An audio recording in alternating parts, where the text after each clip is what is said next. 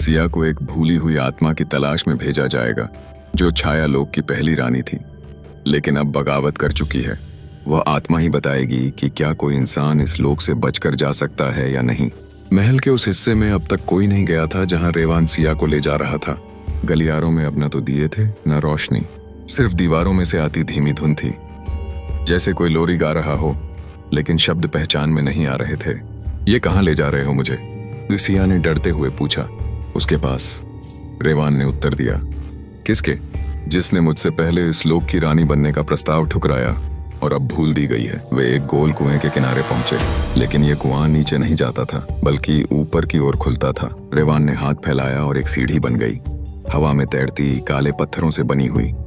ये रास्ता एक आत्मा की ओर जाता है जिसकी कहानी खत्म कर दी गई, पर वो खुद अभी भी जिंदा है, किसी को इंतजार करती हुई। सिया ने झिझकते हुए पहला कदम बढ़ाया। हर कदम के साथ हवा और भारी होती गई। आवाजें अब साफ सुनाई दे रही थीं। तुम भी उसे छोड़ दोगी? तुम भी झूठी हो, तुम भी सिर्फ एक चेहरा हो। सीढ़ियां उन्हें एक गुफा में ले गईं। वहां दीवारों पर राख की परत थी और बीच में एक स्त्री बैठी थी। उसके बाल पूरी तरह सफेद थे और उसका चेहरा धुएं से ढंका था। उसकी आंखें बंद थीं, लेकिन ऐसा लगता था कि वो सब कुछ देख रही है। ये है आत्रेय, रेवान ने कहा, छाया लोक की पहली रानी जिसने इस जगह के नियम तोड़ने की कोशिश की। अब ये सिर्फ एक चेतावनी है, रेवान ने उत्तर दिया और दूर हट गया। सिया धीरे से आत्रेय के पास गई। आप मेरी तरह ही थीं? सिया ने पूछा। आत्रेय ने बिना आंखें खोले कहा, तुम अब भी सोचती हो कि तुम उसकी तरह नहीं हो? मेरा मतलब है, मैं तो बस एक लड़की जो सही समय पर गलत रास्ते पर आ गई। आत्रेय की आवाज अब सिया के भीतर गूंज रही थी। अचानक गुफा की दीवारें कांपने लगी, राख उड़ने लगी और एक अजीब दृश्य सिया के सामने बना। वो फिर से उसी एसयूवी में थी, लेकिन इस बार वो ड्राइव कर रही थी और पीछे की सीट पर उसकी एक सहेली थी। आर्या, सुन, तू धीरे चला, बहुत तेज है स्पीड। आर्या चिल्ला रही थी, लेकिन सिया की आंखें गाड़ी के शीशे में किसी और चीज को देख रही थीं। एक आदमी बीच सड़क पर। अचानक धड़ाम, गाड़ी झटके से रुकी। सिया हांफते हुए वर्तमान में लौटी। ये कैसे देखा आपने? आत्रेय ने अब अपनी आंखें खोली। वे खाली थीं, जैसे किसी ने रोशनी चुरा ली हो। छाया लोक वो सब दिखाता है जो तुम छुपाती हो। हम अपने डर से नहीं, अपने किए गुनाहों से बनते हैं। तो क्या मैं भी रानी बन जाऊंगी? नहीं, तुम रानी बन चुकी हो। सवाल सिर्फ ये है, क्या तुम उसे स्वीकार करोगी? आत्रेय ने अपनी हथेली खोली और एक अजीब चमकता पत्थर सिया को दिया।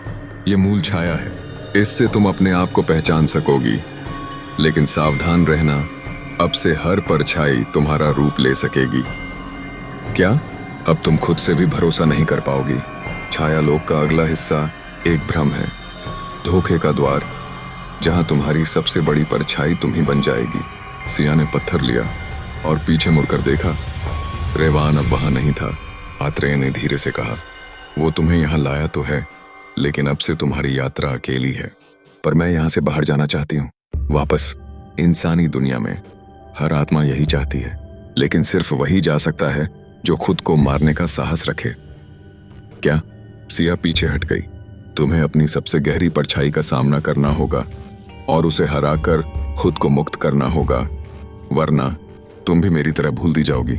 सिया एक संकरी सुरंग में आगे बढ़ रही थी, जहां हवा में हर वक्त एक हल्की सरसराहट थी, मानो कोई लगातार उसका नाम पुकार रहा हो। हाथ में पकड़ा मूल छाया का पत्थर हल्का सा गर्म हो रहा था। हर मोड़ पर उसकी परछाई बदल जाती, कभी लंबी, कभी छोटी, कभी कई सिरों वाली। आखिरकार वह एक गोलाकार कमरे में पहुंची, जिसके चारों तरफ आईने नहीं, इंसान नुमा आकृतियां खड़ी थीं। सबकी शक्लें उसके जैसी थीं। धोखे का द्वार खुल चुका था। कौन हो तुम लोग? सिया चिल्लाई। तुम ही हैं, एक आवाज आई। तुम्हारा वह रूप जिसे तुमने दबाया, वह दर्द जिसे तुमने छुपाया, वह गुस्सा जिसे तुमने मार दिया। हर परछाई अब चलने लगी। कोई रो रही थी, कोई हंस रही थी, कोई उसकी माँ की आवाज में बात कर रही थी। तूने उसे मारा सिया, तू खुद एक छाया है। अब तुझे ही रहना होगा यहाँ, हमारे साथ, हमेशा के लिए। सिया ने पत्थर कसकर पकड़ा। तभी एक परछाई उससे आगे निकली, हूबहू उसी जैसी, आवाज भी एकदम वैसी ही। सिया, वह बोली, तू अब भी खुद को निर्दोष समझती है? तू कौन है?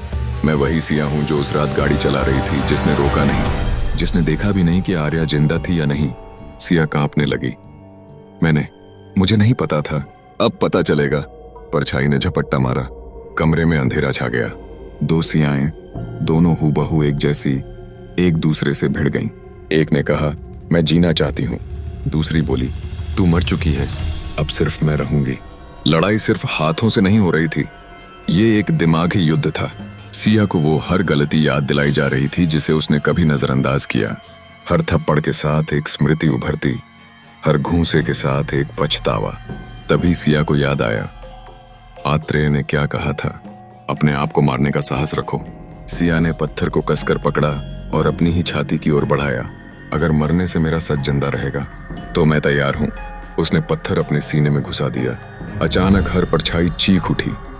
कमरे की दीवारें कांपने लगीं और धुएं की लहरों में सिया की सारी झूठी परछाइयां घुलती चली गईं। कमरा उजाले से भर गया। सिया अब अकेली थी, लेकिन अंदर कुछ बदल चुका था। एक दरवाजा खुला, पहली बार कोई असली रास्ता। उसके पार रेवान खड़ा था। तुम बच गई, उसने कहा। नहीं, सिया ने जवाब दिया, मैं खुद से जीत गई। अब तुम्हें दो विकल्प हैं, यहीं रहकर इस लोक की रानी बनो या सब भूलकर वापस चली जाओ। और अगर मैं वापस गई तो तुम भूल जाओगी कि ये सब हुआ था, लेकिन तुम्हारे अंदर कुछ हमेशा बचेगा, एक दरवाजा जो कभी कभी खुल जाएगा। सिया ने लंबी सांस ली। उसकी आंखें अब डर से नहीं, अनुभव से भरी थीं। मुझे वापस जाना है, रेवान मुस्कुराया, पहली बार बिना रहस्य के। तो जाओ, लेकिन याद रखना, छाया लोक हमेशा देखता है। सिया एक अस्पताल में उठती है। उसे बताया जाता है कि वो एक एक्सीडेंट में बच गई थी। कोई एसयूवी उसे सड़क किनारे छोड़ गई थी। उसके फोन में एक आखिरी मैसेज चमकता है, तुमने सही रास्ता चुना।